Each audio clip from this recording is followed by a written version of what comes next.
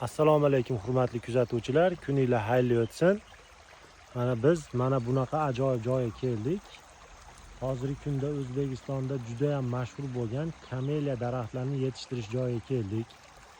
Bu yerdagi qanday yetishtiriladi, bularni O'zbekiston iqlimiga qanday moslashtirish kerakligi haqida barcha ma'lumotlarni o'rganishga keldik hozirgi kunda. Ko'rib turibsizlar, bu kameliyalarimiz asosan namlikni xush ko'ruvchi o'simliklar bo'lib, suvni yoqtiradi. Iqlimga moslashtirish uchun nima qilish kerak degan savollarga sekin-astalik bilan javob topishga harakat qilamiz.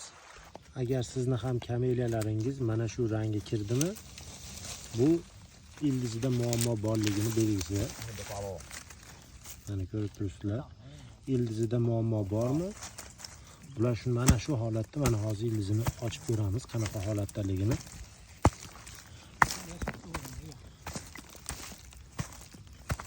Endi shuncha keldik, mashincha masofa bosib keldik, ko'raylik bularning holatini nima bo'ldi ekan. Buni qarang. Bular hatto tuvagi bilan birga ko'rar ekan. Mana buni ko'ring, tomir jonivor qiylanib, qisilib, nobud bo'lishgacha yetib kelgan. Tomir harakatdan to'xtaganligini belgisi sifatida mana tepasiga belgi bergan, mana barglari o'zgarib qolgan. Bularga nima qilish kerak desa, suv berish kerak.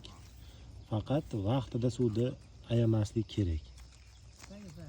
Bu asosan nordon torfga ekiladigan o'simlik hisoblanadi.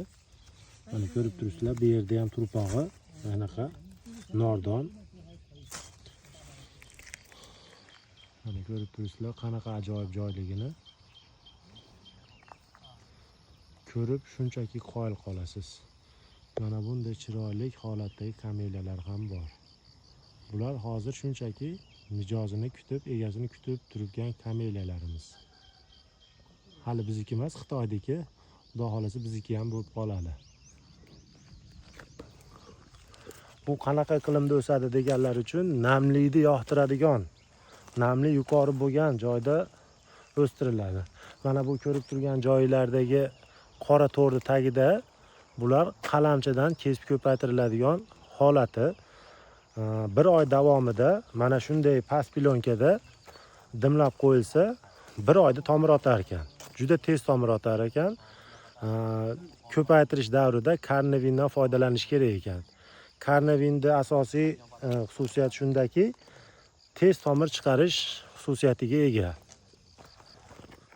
Endi kameliyalarga xona sharoitida, uy sharoitida nimalar qilsa bo'ladi degan savolga asosan